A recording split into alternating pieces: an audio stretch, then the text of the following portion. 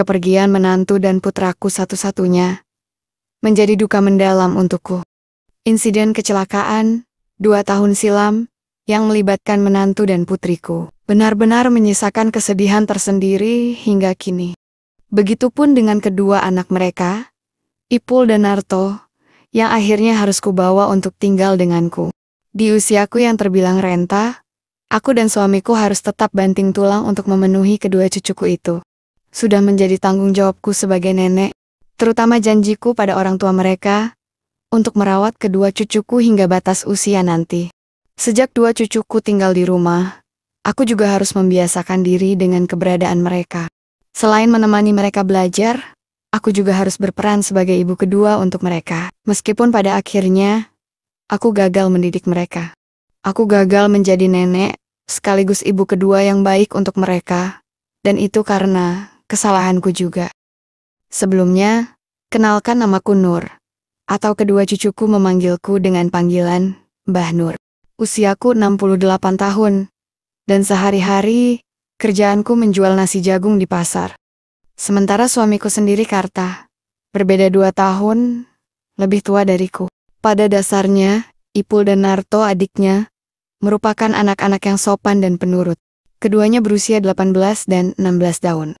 Hanya saja, karena pergaulan lingkungan, ditambah kurang pengawasanku, akhirnya mereka tumbuh menjadi anak yang kurang baik. Dan dari sana pula, kisah tak wajarku itu bermula. Aku ingat, saat itu hari tak terlalu siang. Pada saat itu dua cucuku masih bersekolah di SMA yang sama, dan sudah berangkat sejak pagi hari. Sementara aku yang hendak ke pasar untuk menjual nasi, mendadak urung, karena tiba-tiba di tengah perjalanan, motorku mogok di pinggir jalan. Pada saat itu juga, ku telepon montir langgananku, sekaligus mengantarkan aku kembali ke rumah.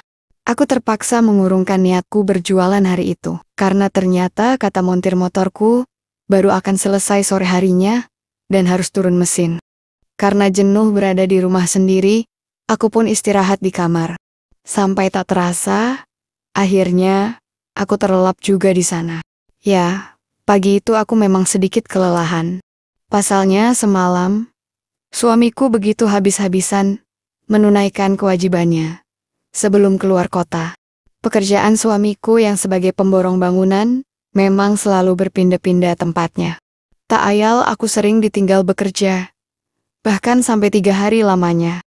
Dan kebetulan pagi itu, suamiku harus pergi lagi untuk 3 hari ke depan. Sehingga semalam kami memanfaatkan waktu tersebut dengan habis-habisan.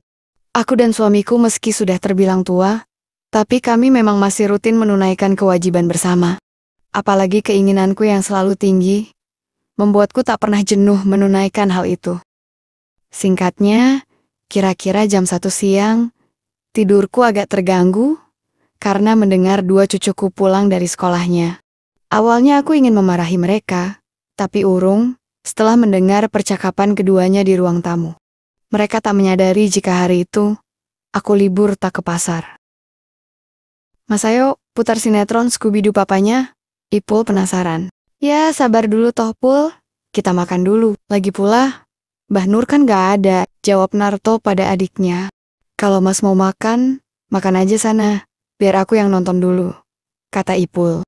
Yos, putar sekarang aja kalau gitu, kata Narto kemudian. Dari suaranya saja, aku tahu apa yang mereka putar. Karena suara itu pula yang selalu kuucapkan setiap kali aku syubidu papap dengan suamiku.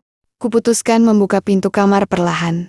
Alangkah terkejut setelah melihat dengan jelas sinetron yang mereka tonton, terutama tingkah kedua cucuku.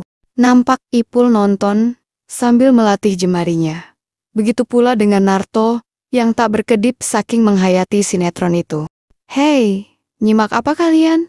Mendengar suaraku, keduanya pun gelagapan. Dengan segera Narto mematikan komputer dan bersikap biasa.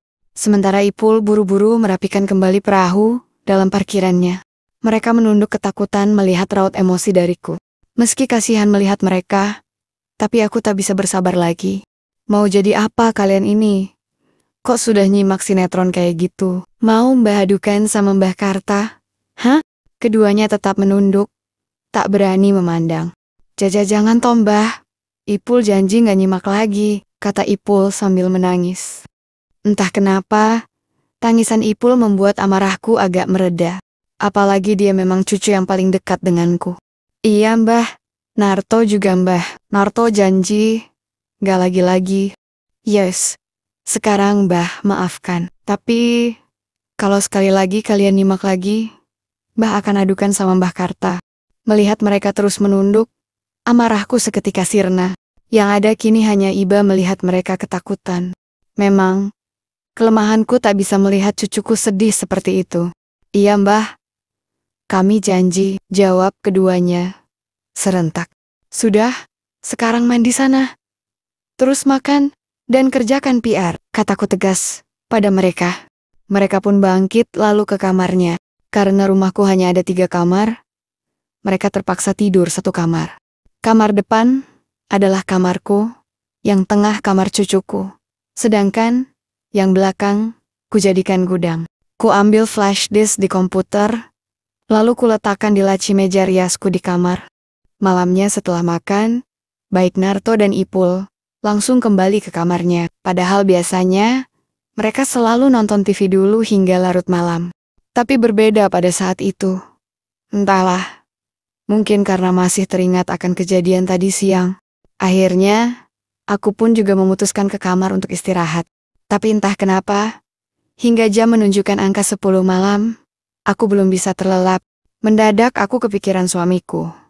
Terutama keinginanku, tiba-tiba meninggi, dan menuntut penyelesaian saat itu. Memikirkan hal itu, aku jadi teringat akan flash disk cucuku, yang kusimpan di laci.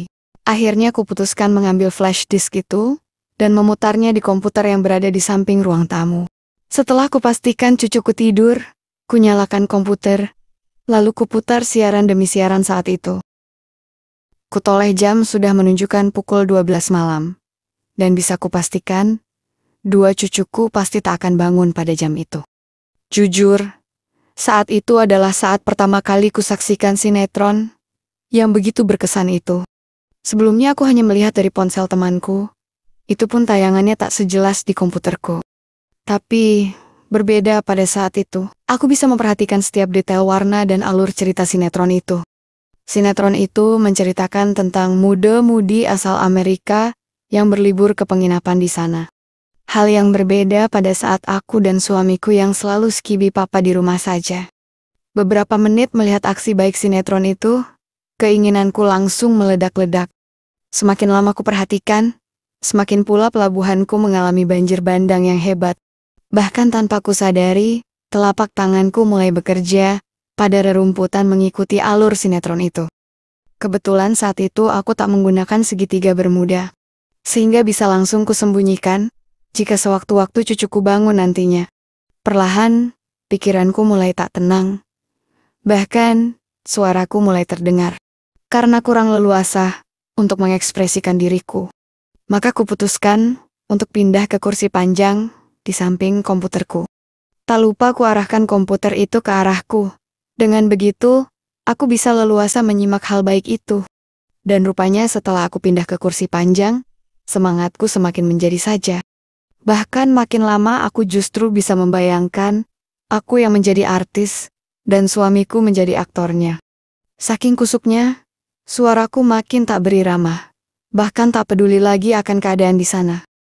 Tapi, di saat aku hendak tiba di pangkalan udara, mendadak kurasakan ada jemari yang berjalan-jalan juga. Aku yang saat itu memejamkan mata, sontak kaget mendapati 2 cucuku sudah ada di sampingku pula. Tapi anehnya, 2 cucuku tetap santai seperti tak ada apa-apa. Keduanya terus bekerja memberi perhatian pada pelabuhanku, hingga aku pun tak bisa menghalaunya. Ipul, Narto, apa-apaan toh, ujarku, mengingatkan. Keduanya justru tersenyum. Kami cuma bantu kok Mbah. Hahaha, kata keduanya sambil tertawa. Tapi Mbah kan, bukannya berhenti. Mendadak Ipul merubah haluannya. Ia segera menyiapkan perahu, lalu melajukannya dengan segera. Tak ingin kalah dari sang adik, Narto pun meminta Ipul untuk selebrasi juga. Ipul pun mengangguk, dan akhirnya melajukannya juga. Sungguh benar-benar kebahagiaan yang tak pernah kubayangkan selama ini. Belum rampung Narto melajukan perahu, Ipul pun segera menggantikan kebaikan itu. Dan hal itu berlangsung terus-menerus, hingga akhirnya pundi-pundi kebaikan mereka diletakkan pada wadiahnya.